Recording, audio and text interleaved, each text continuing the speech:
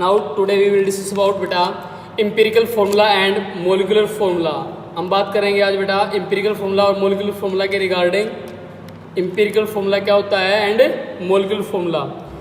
Firstly we will discuss about बेटा empirical formula. मैं आपको बता दूं जो आपके केमिकल फॉर्मूले होते हैं ना, उनकी दो टाइप होते हैं बेटा। The chemical formulas are divide into the two formation. जो आपके केमिकल फॉर्मूले होते हैं बेटा, उनको दो टाइप में डिवाइड किया जाता है। One is known as the empirical formula and second one is known as the molecular formula. जो पहले वाला होता है वो आपका एम्पिरिकल फॉर्मूला है और दूसरे वाला क्या है बेटा आपका मोलिकुलर फॉर्मूला। तो पहले बात करते हैं बेटा एम्पिरिकल फॉर्मूला। एम्पिरिकल फॉर्मूला क्या होता है बेटा? It is the formula which gives the simplest whole number ratio of all the atoms present in a molecule of the compound। यानी एक कंपाउंड के मोलिक्यूल में जितने भी आपके एटम प्रेजेंट होते हैं उनकी सबसे सिंपल या सबसे सिंपलेस्ट होल रेशियो को रिप्रेजेंट करता है बेटा। दोबारा ध्यान दे बेटा, हम बात करें आपके एम्पिरिकल फॉर्मूला की। एम्पिरिकल फॉर्मूला क्या होता है? It is that formula which represent या विच गिव द सिंपलेस्ट, सबसे simple, which give the simplest whole number ratio of the atoms of various elements present in a single molecule of a compound। यानी किसी compound के एक molecule के अंदर जितने भी एटम प्रेजेंट हैं, चाहे वो किसी भी एलिमेंट के हो, उनकी सबकी सिंपल रेशियो को रिप्रेजेंट करता है। सिंपल रेशियो को रिप्रेजेंट करता है। क्या कहलाता है बेटा वो हमारा? It is known as the empirical formula. Example की बात करते हैं बेटा। फॉर एग्जाम्पल हम एग्जाम्पल की बात करते हैं। मान लिया मैं आपके सामने एग्जांपल देता हूँ बेंजीन का। बेंजीन का फॉर्मूला क्या होता है वैसे? C6H6। मोलिकुलर फॉर्मूला क्या होता है बेटा बेंजीन का? C6H6। यानी उसके अंदर 6 कार्बन है और 6 हाइड्रोजन है, यानी 6:6 है। अगर उसको 6 से काट दो कितना आएगा? 1:1, यानी एक कार्बन और एक हाइड्रोजन, यानी CH। तो CH क्या हो जाएगा उसका? Empirical formula. और दूसरा क्या होता है? Molecular formula. वो क्या होगा? C6H6। दूसरी टर्म इसके अंदर क्या है बेटा? Molecular formula. मोलिकुलर फॉर्मूला क्या होता है? It is the formula which represent it. दोबारा ध्यान दे बेटा, हम बात करेंगे इसकी अभी मोलिकुलर फॉर्मूला। मोलिकुलर फॉर्मूला क्या होता है बेटा? It is that formula which gives the actual number of atoms, which gives या which represent the actual number of atoms of various elements present in one molecule of the compound is called as the molecular formula। क्या कहलाता है वो हमारा? Molecular formula कहलाता है बेटा। तो दो टॉपिक पढ़े हमने इसमें, यानी केमिकल फॉर्मूला जो हमारा होता है बेटा, इट इज डिवाइडेड या it is classified in the two types. यानी आप केमिकल फॉर्मूला के जो पार्ट होते हैं दो प्रकार के होते हैं, एक एम्पिरिकल फॉर्मूला, दूसरा क्या होता है बेटा? Molecular formula. पहले बात की हमने एम्पिरिकल फॉर्मूला की बेटा। एम्पिरिकल फॉर्मूला क्या होता है? It is that formula, it is that formula which represent the simplest ratio of atoms of various elements present in a single molecule of the compound। यानी किसी कंपाउंड के एक molecule के अंदर जितने भी एटम प्रेजेंट हैं अलग अलग एलिमेंट के, उन सब की सिंपल रेशियो को शो करता है। क्या शो करता है बेटा? Empirical formula. दूसरा हमने स्टडी किया बेटा मोलिकुलर फॉर्मूला। अब मोलिकुलर फॉर्मूला क्या होता है बेटा? यानी it is that formula which represent actual number of atoms. ये क्या रिप्रेजेंट करता है बेटा? Actual number of atoms present into the molecule of A compound. यानी किसी कंपाउंड के मॉलिक्यूल के अंदर जितने भी आपके actual number of atom present हैं वेरियस एलिमेंट्स के, उनको शो करता है। क्या शो करता है बेटा? Molecular formula. क्या शो करता है बेटा? Molecular formula. चलिए मैं आपको एग्जाम्पल के तौर पर बता देता हूँ। अगर हम एग्जाम्पल लेते हैं इनके, let us take an example of, मान लिया बेटा हमारे पास ग्लूकोज है। हम ग्लूकोज का एग्जाम्पल लेते हैं। ग्लूकोज है हमारे पास। ग्लूकोज का बेटा मोलिकुलर फॉर्मूला क्या होता है? आपको पता हो तो मोलिकुलर फॉर्मूला ऑफ ग्लूकोज क्या होता है? C6H12O6। यानी the molecular formula of glucose क्या होता है बेटा? C6H12O6। यानी 6 कार्बन के एटम, 12 हाइड्रोजन के एटम और 6 ऑक्सीजन के एटम। ये क्या है? Molecular formula of glucose. अगर मेरे को इसका निकालना क्या हो बेटा? Empirical formula. क्या निकालना हो? Empirical formula. इसी ग्लूकोज का अगर मेरे को निकालना क्या हो? Empirical formula. तो एम्पिरिकल फॉर्मूला क्या हो जाएगा ग्लूकोज का? आपको बता दूं मैं, इसमें से कितना है भैया? 6:12:6 डिवाइड कर लो बेटा। 6 कम 6, 6 दूनी 12, 6 कम 6, तो 1:2:1 चलिए ना, 1:2:1, यानी एक कार्बन, 2 हाइड्रोजन और 1 ऑक्सीजन, यानी इंपीरियल फॉर्मूला क्या हो जाएगा CH2O, यानी एक कार्बन, 2 हाइड्रोजन और 1 ऑक्सीजन CH2O, ये क्या हो जाएगा बेटा आपका इंपीरियल फॉर्मूला। चलिए हम और एग्जांपल लेते हैं बेटा। मान लिया हमारे पास और एग्जांपल है हमारे पास बेटा हाइड्रोजन पर ऑक्साइड है, हाइड्रोजन पर ऑक्साइड, इसका फॉर्मूला अगर आपको पता नहीं हो तो बता देता हूं बेटा आपको। The molecular formula of hydrogen पर ऑक्साइड क्या होता है H2O2। The molecular formula of hydrogen पर ऑक्साइड क्या होता है बेटा H2O2, यानी हाइड्रोजन पर ऑक्साइड के अंदर 2 हाइड्रोजन के एटम और 2 ऑक्सीजन के एटम, यानी बेटा रेशियो क्या होगा 2:2, 2 से 2, यानी कितना आया 1:1, यानी अगर इसका इंपीरियल फॉर्मूला क्या होगा HO, इंपीरियल फॉर्मूला क्या होता है बेटा HO।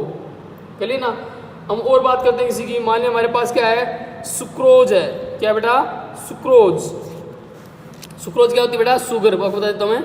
हमारे पास क्या है सुक्रोज है, सुक्रोज फॉर्मूला क्या होता है, मोलिकुलर फॉर्मूला ऑफ सुक्रोज क्या होता है C12H22O11, आपको बता दूं मैं C12H22O11, this is the molecular formula of sucrose.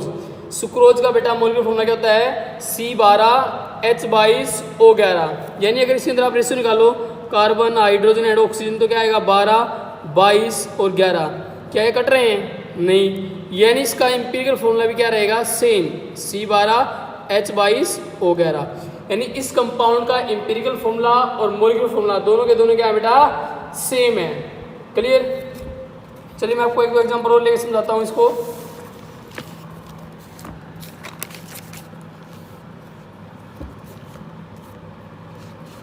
मान लिया हमारे पास क्या है बेटा हम एक्सेन की बात करते हैं, हमारे पास क्या है एक्सेन है, हेक्सेन। एक्सेन का फॉर्मूला क्या होता है बेटा, हेक्सेन का आपको बता दूं मैं मोलिकुलर फॉर्मूला ऑफ एक्सेन क्या होता है C6H12, C6H12 C6H14 ये होता है एक्सेन का, क्योंकि जनरल फॉर्मूला क्या होता है बेटा एल्केन का जनरल फॉर्मूला आपको याद हो, एल्केन का जनरल फॉर्मूला क्या होता है CnH2n+2, तो एक्सेन के अंदर n की वैल्यू क्या रखेंगे 6 रखेंगे, तो जैसे n की वैल्यू 6 रखेंगे तो कितना आएगा 6 दूनी 12 और 2 14, तो C6H14। हमने हेक्सेन का एग्जांपल लिया बेटा। हेक्सेन के अंदर क्या होता है 6 कार्बन है आपके बेटा और 14 क्या है हाइड्रोजन है, यानी इसके अंदर आपका कार्बन और हाइड्रोजन का अगर रेशियो निकालें 6:14, 2 3 6, 2 से 14 बेटा, यानी 3:7, यानी अगर इसका आप इंपीरियल फॉर्मूला लिखें, अगर आप एक्सेन का इंपीरियल फॉर्मूला लिखें तो कितना आएगा C3H7। क्लियर ना, this is the imperial formula of hexane. Clear बेटा। चलिए अब हम इसके ऊपर न्यूमेरिकल करते हैं। न्यूमेरिकल्स यानी right the formula of the compounds having the molecular formula. आपको इंपीरियल फॉर्मूला लिख रहे हैं सभी के, आपको मोलिकुलर फॉर्मूला दे रखे हैं। पहला बेटा आपको N2O4 है आपके पास, पहला है N2O4, ये मोलिकुलर फॉर्मूला है। इंपीरियल क्या हो जाएगा हमें पता है N:O, कितना बेटा 2:4, 2 1 कम 2, 2 दूनी 4, यानी कितना है 1:2 है, 1:2 है, तो इसका फॉर्मूला क्या हो जाएगा बेटा NO2, यानी N2O4 इसका मोलिकुलर फॉर्मूला है, N2O4 क्या है इसका मोलिकुलर फॉर्मूला, और NO2 क्या है इसका इंपीरियल फॉर्मूला है। इसी का और पार्ट देगा बेटा Fe2O3, आपके पास मोलिकुलर फॉर्मूला है Fe2O3, इंपीरियल फॉर्मूला लिखना है बेटा, रेशियो कितना है 2:3, यानी 2:3, क्या कट रहा है बेटा नहीं, दैट मीन्स इसका इंपीरियल फॉर्मूला भी क्या होगा Fe2O3, इसका मोलिकुलर फॉर्मूला और इंपीरियल फॉर्मूला दोनों क्या है बेटा सेम है, क्योंकि इनके अंदर कोई भी कॉमन एलिमेंट नहीं है। फेरस और ऑक्सीजन Fe2O3, फेरस 2 है ऑक्सीजन 3 है, तो 2:3, कोई भी कॉमन नहीं है, दैट मीन्स मोलिकुलर फॉर्मूला और इंपीरियल फॉर्मूला के दोनों क्या रहेंगे बेटा सेम रहेंगे, दोनों के दोनों क्या रहेंगे सेम रहेंगे। हमारे पास एक एग्जांपल और देखा इन्होंने डाइबोरेन का बेटा, डाइबोरेन का आपको बता दूं मोलिकुलर फॉर्मूला क्या होता है B2H6 होता है बेटा, डाइबोरेन का मोलिकुलर फॉर्मूला क्या होता है? मोलिकुलर फॉर्मूला B2H6, क्लियर ना। अब बोरोन और हाइड्रोजन का रेशियो कितना बेटा? 2:6, तो 2 1 2 2 3 6 यानी 1:3, यानी इसका इंपीरिकल फॉर्मूला क्या हो जाएगा? BH3। BH3 is the empirical formula और B2H6 is the molecular formula, clear बेटा। चलिए नेक्स्ट टॉपिक करते हैं इसके अंदर। नेक्स्ट टॉपिक क्या हमारा? रिलेशनशिप भाई, relationship between molecular formula and empirical formula बेटा। मोलिकुलर फॉर्मूला और इंपीरिकल फॉर्मूला में रिलेशन क्या है बेटा? हमें पता है मोलिकुलर फॉर्मूला क्या है? N time of empirical formula. आपको बता दूं मैं, जो MF क्या है? Molecular formula. EF क्या है? Empirical formula.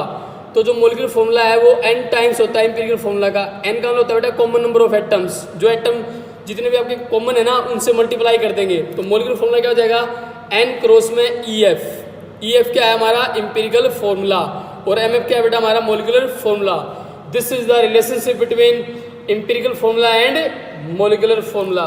Empirical formula and molecular formula बेटा। Now we are talking about numericals to calculate the empirical formula. चलिए स्टार्ट करते बेटा न्यूमेरिकल। आपके सामने न्यूमेरिकल दे रखा है, चलिए हम स्टडी करते हैं। The molecular mass of N organic compound is 78। किसी ऑर्गेनिक कंपाउंड का मोलिकुलर मास कितना बेटा? 78 है, 78 है। इट्स परसेंटेज कंपोजिशन 92.4% कार्बन है, इसके अंदर 7.6% क्या है? हाइड्रोजन। ये कार्बन की परसेंटेज है, ये हाइड्रोजन की परसेंटेज है। आपको कैलकुलेट करना है मोलिकुलर फॉर्मूला। चलिए पहले क्या निकले बेटा? एलिमेंट, कार्बन और हाइड्रोजन, कार्बन और हाइड्रोजन एलिमेंट, परसेंटेज। उसके बाद पहला हमारा क्या था? एलिमेंट, कार्बन, हाइड्रोजन, परसेंटेज, इसकी 92.4, इसकी 7.6। उसके बाद लिखना होता है बेटा एटॉमिक मास। कार्बन का एटॉमिक मास कितना होता है बेटा? 12, हाइड्रोजन का 1। उसके बाद निकालते होते बेटा मोल्स ऑफ एटम। आपको पता है नंबर ऑफ मोल्स कैसे निकालते हैं? Wait by molecular mass, wait by molecular मास। तो मोल्स कितने आएंगे बेटा? ये हमारे पास 92.4 है, ये हमारे पास इसका मोलिकुलर मास है, तो 92.4 इसका वेट है, ये मोलिकुलर मास है। डिवाइड कर देंगे 7.7 और इसमें कितना आएगा? 7.6। उसके बाद निकालते हैं बेटा मोल रेशियो। मोल रेशियो कैसे निकालते हैं? जो भी यहाँ पे सबसे कम प्रेजेंट है, सबसे कम क्या है? 7.6। तो 7.6 से इसको और इसको दोनों को डिवाइड करेंगे बेटा। जो भी list number of atom present होते हैं, लिस्ट नंबर ऑफ मोल्स होते हैं, list number of moles of atom जो प्रेजेंट होते हैं उनसे डिवाइड करते हैं। तो 7.7 और 7.6 में सबसे छोटी वैल्यू कौन सी बेटा? 7.6। तो 7.6 से इन दोनों को डिवाइड करेंगे, ये कितना आएगा? 1.01। और ये वैल्यू कितनी आ रही है हमारी बेटा? 1। यानी एक वैल्यू आई 1.01, एक 1, यानी ये भी अप्रोक्सीमेट कितना बेटा हमारा? 1 ही है। तो यानी सिंपल इसे क्या आएगा? 1 1, यानी एक कार्बन है और एक हाइड्रोजन है, यानी कितना हो जाएगा? एक कार्बन और एक हाइड्रोजन, CH। अब निकालना क्या है? Molecular formula. चलिए पहले इसका निकालते हैं इंपीरिकल फॉर्मूला मास। कार्बन का मास कितना होता है बेटा? 12, 12 1 कम 12, हाइड्रोजन का 1, 12 और 1 13। टोटल मास कितना दे रखा हमें? 78। टोटल मास कितना है? 78। हमारे पास इंपीरिकल फॉर्मूला मास कितना आया? 13। डिवाइड कर दो बेटा इसको, n की वैल्यू निकाल लो। मोलिकुलर मास ऊपर, नीचे इंपीरिकल मास। 78/13 बेटा, 13 6 78, वैल्यू कितनी आई? 6। यानी जो हमारा इंपीरिकल फॉर्मूला है उसको किससे मल्टीप्लाई कर देंगे? 6 से, यानी C6H6। तो क्या हो जाएगा बेटा हमारे पास? C6H6। यानी ये फॉर्मूला किसका? हमारा बेंजीन का। These are the numericals on the empirical formula and molecular formula बेटा। ये हमारे न्यूमेरिकल थे किसके ऊपर? Empirical formula and molecular formula. चलिए अगला न्यूमेरिकल करते हैं बेटा। एन ऑर्गेनिक कंपाउंड जिसका एनालाइज करना है बेटे, परसेंटेज कंपोजिशन दे रखी है कार्बन की, हाइड्रोजन की एंड रेस्ट इन ऑक्सीजन। यानी ये कार्बन है, ये हाइड्रोजन है, बची हुई क्या है? ऑक्सीजन। यानी इन दोनों को जोड़ के 100 में से घटा देंगे, वह क्या आ जाएगी हमारी बेटा? ऑक्सीजन आ जाएगी।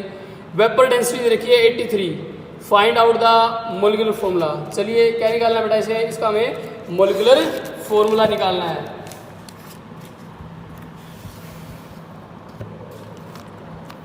चलिए स्टार्ट करते हैं। पहले टेबल में element, carbon, hydrogen, oxygen. Carbon की परसेंटेज ये रही बेटा, ऑक्सीजन की ये रही, सॉरी हाइड्रोजन की। ऑक्सीजन की क्या आएगी? कार्बन और हाइड्रोजन को दोनों को जोड़ के किसमें से घटा देंगे बेटा? 100 में से घटा देंगे, ये किसकी आ जाएगी, ऑक्सीजन की। उसके बाद एटॉमिक मास कार्बन का 12 होता है, हाइड्रोजन का 1 होता है, ऑक्सीजन का कितना होता है बेटा 16। उसके बाद नंबर ऑफ मोल्स कैसे निकालते हैं बेटा, weight by molecular mass. Weight आपके पास ये रहा, मोलिकुलर मास ये रहा, डिवाइड कर दो आपस में 4.82, 3.6 एंड 2.41, ये वैल्यू आएगी बेटा हमारे पास। उसके बाद मोल की रेशियो निकालनी है। मोल की रेशियो कैसे निकालोगे बेटा, जो सबसे कम वैल्यू है, सबसे कम वैल्यू कौन सी है 2.41, सबसे कम वैल्यू कौन सी बेटा 2.41। इस 2.41 से इन तीनों को डिवाइड कर देंगे, वैल्यू कितनी है बेटा 2, 1.49 और 1। अब ये वैल्यू क्या है फ्रैक्शन में, हमें वैल्यू किसमें चाहिए, सिंपल रेशियो के अंदर, तो मल्टीप्लाई कर दो 2 से, 2 दूनी 4, ये कितना बेटा है अप्रोक्सीमेट 1.5 है, 1.5 है, तो 1.5 दूनी 3, ये कितना जाएगा 3, 1 दूनी 2, यानी 4 3 2, यानी 4 3 2, यानी 4 कार्बन 3 हाइड्रोजन 2 ऑक्सीजन। तो इंपिरिकल फॉर्मूला क्या था बेटा, 4 कार्बन 3 हाइड्रोजन 2 ऑक्सीजन। उसके बाद क्या निकालना है, मोलिकुलर फॉर्मूला बेटा, पहले इसका मास निकालेंगे। मास कितना है इसका बेटा हमारे पास 83। अब मोलिकुलर मास आपको बता दूं, मैंने रिलेशन बताई थी मोलिकुलर मास की, वो क्या होता है वेपर डेंसिटी का 2 टाइम्स। मोलिकुलर मास क्या होता है, वेपर डेंसिटी का 2 टाइम्स। तो वेपर डेंसिटी कितनी है 83 मल्टीप्लाई 2 कितना है 166। अब हमें क्या निकालने हैं, एन की वैल्यू। एन की वैल्यू क्या होती है बेटा, मोलिकुलर मास ऊपर और इंपिरिकल फॉर्मूला मास नीचे। मोलिकुलर मास कितना है 166, इंपिरिकल कितना है 83, डिवाइड करेंगे कितना आएगा 2, यानी इस वैल्यू को हम 2 से मल्टीप्लाई कर देंगे, तो 4 दूनी 8, 2 3 6, 2 दूनी 4, यानी empirical formula is multiplied by 2। इसको हमने 2 से मल्टीप्लाई कर दिया बेटा, तो यानी हमारे पास जो एक्चुअल में मोलिकुलर फॉर्मूला आया वो कितना आया 8 कार्बन 6 हाइड्रोजन और 4 ऑक्सीजन, यानी C8H6O4। ये तरीका बेटा हमारा to calculate the molecular formula of the given compound. चलिए और न्यूमेरिकल करते बेटा, हमारा एनसीईआरटी का न्यूमेरिकल है नेक्स्ट वन।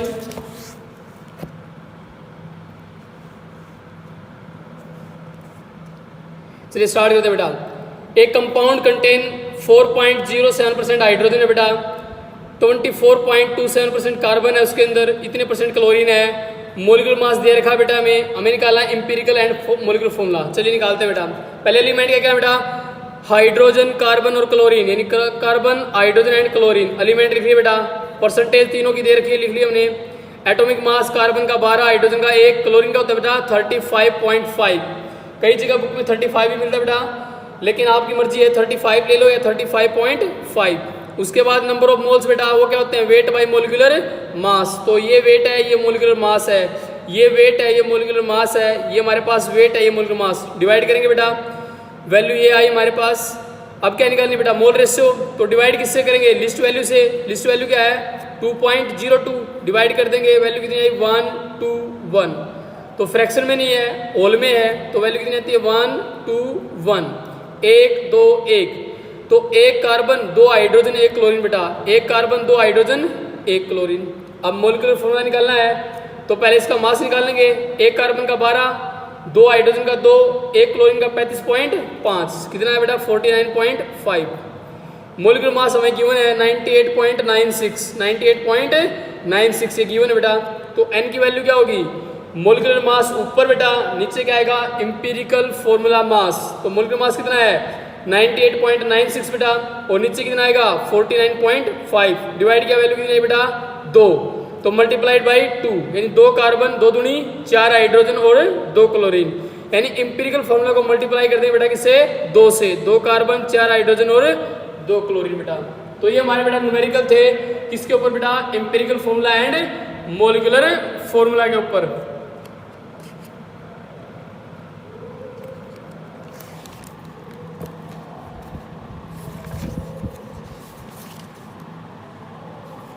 बाकी न्यूमेरिकल बेटा आपको अपने आप करने हैं, ठीक है। Now we are talking about the next one topic in our chemistry, stoichiometry of chemical reaction. बेटा हम बात करें बेटा स्टिक्योमेट्री ऑफ केमिकल रिएक्शन। आपको बता दूं मैं, स्टिक्योमेट्री का मीनिंग क्या होता है, quantitative relationship among the reactant and product. Stoichiometry का मतलब क्या होता है बेटा, quantitative relationship between the reactant and products in a chemical reaction. यानी एक केमिकल रिएक्शंस के अंदर रिएक्टेंट एंड प्रोडक्ट के अंदर क्वांटिटेटिव, क्वालिटेटिव नहीं बेटा, दो टाइप की रिलेशनशिप होती है, एक क्वालिटेटिव, एक होती है क्वांटिटेटिव। तो कौन सी रिलेशनशिप है ये? Quantitative relationship clear among the reactant and products.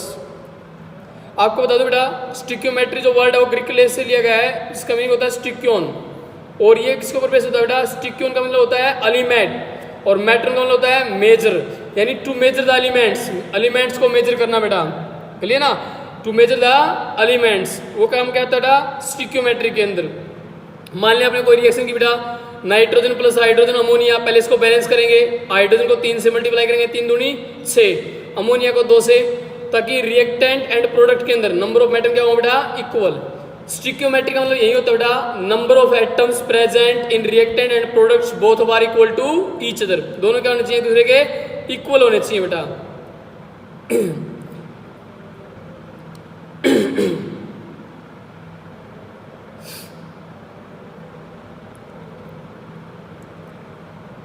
Now we are talking about the बेटा केमिकल इक्वेशन। नेक्स्ट टॉपिक क्या है भाई हमारा इसके अंदर? Chemical equation. हमारा अगला टॉपिक क्या है? Chemical equation. आप 10th क्लास में पहला चैप्टर पढ़ा था बेटा आपने, chemical reaction and chemical equation, उसी की तरह सिमिलर बेटा हमारा ये topic chemical equation. Chemical equation क्या होती है बेटा? किसी भी केमिकल रिएक्शन को सिंबल के द्वारा और उसके फॉर्मूलों के द्वारा रिप्रेजेंट करना। The representation of a chemical reaction by their symbols and chemical फॉर्मूले। The representation of a chemical reaction, बेटा केमिकल रिएक्शन का रिप्रेजेंटेशन बाय देयर केमिकल फॉर्मूले एंड देयर सिंबल, यानी उनके केमिकल फॉर्मूले और सिंबल के द्वारा किसी केमिकल रिएक्शन को रिप्रेजेंट करना क्या कहलाता है बेटा? Chemical equation. क्या कहलाता है बेटा? Chemical equation. The symbolical representation of a chemical, आप ऐसे बोलते हो, the symbolical representation of a chemical reaction, the symbolical representation of a chemical reaction is known as the chemical equation. यानी किसी केमिकल रिएक्शन को उसके केमिकल फॉर्मूलों के द्वारा, उसके सिंबल के द्वारा रिप्रेजेंट करना क्या कहलाता है बेटा? Chemical equation. अब केमिकल इक्वेशन दो टाइप की होती है बेटा, एक बैलेंस्ड केमिकल इक्वेशन, एक अनबैलेंस्ड केमिकल इक्वेशन। पहले बात करते हैं बेटा बैलेंस्ड केमिकल इक्वेशन। आपको पता होगा, मैं पहले बता चुका हूं आपको बैलेंस्ड केमिकल इक्वेशन के बारे में 10th क्लास में। क्या होती है? These are those chemical reactions in which number of atoms in reactant and products are always equal to each other बेटा। यानी बेटा बैलेंस्ड केमिकल इक्वेशन वो होती है बेटा जिसके अंदर number of atoms reactant and product दोनों में क्या होते हैं? इक्वल होते हैं। क्या कहलाती है बेटा वो हमारी बैलेंस्ड केमिकल इक्वेशन। कैसे बेटा? मान लिया मैं एग्जांपल लेता हूँ, हमारे पास जिंक है प्लस HCl हाइड्रोक्लोरिक एसिड ले लिया बेटा, क्या बनाता है वो? Zinc chloride ZnCl2 plus H2 hydrogen gas. तो चेक करते हैं बैलेंस है या नहीं। यहाँ पे एक जिंक है, यहाँ पे भी एक है बेटा, 2 क्लोरीन, यहाँ पे एक, तो multiply by 2, 2 chlorine 2 chlorine, 2 hydrogen 2 hydrogen. तो ये क्या है हमारी बैलेंस्ड केमिकल इक्वेशन, जिनके अंदर नंबर ऑफ एटम्स बेटा ये हमारे क्या होते हैं? रिएक्टेंट, और ये क्या होते हैं? हमारे प्रोडक्ट। और ये एरो कैसे हो करती है बेटा? Direction of chemical reaction. ये क्या होते हैं? आपके रिएक्टेंट्स, ये क्या होते हैं? Products. And this arrow show the direction of a chemical reaction. Clear? यानी रिएक्टेंट किसमें कन्वर्ट हो रहे हैं? प्रोडक्ट में। जिंक लेफ्ट हैंड साइड में एक है, राइट हैंड साइड में भी एक है, क्लोरीन 2 है, यहाँ पे क्लोरीन 2 है, हाइड्रोजन 2 है, यहाँ पे हाइड्रोजन कितने हैं? 2 है। यानी क्या है हमारी बैलेंस्ड केमिकल इक्वेशन। यानी बैलेंस्ड केमिकल इक्वेशन क्या होती है बेटा? It is the chemical reaction, it is the chemical reaction in which number of atoms in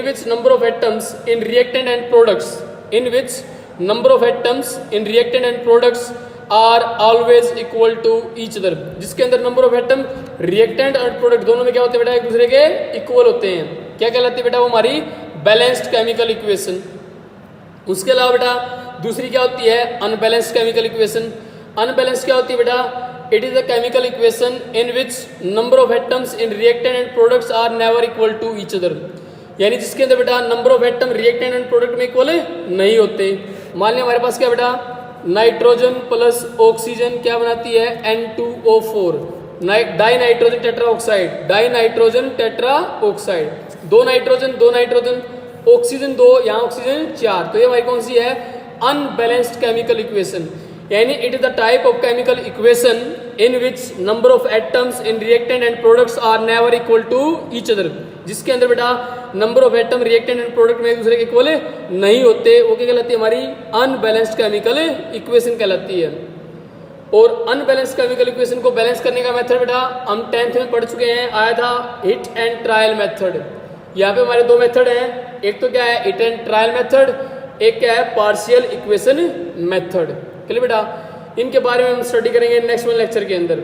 इस लेक्चर में आपको घर पे अपने करने बेटा numericals on empirical formula and molecular formula, और ये टॉपिक, और हमने पढ़ा है केमिकल इक्वेशन, उसकी टाइप्स। चलिए बेटा, चलिए ओके बाय, टेक केयर।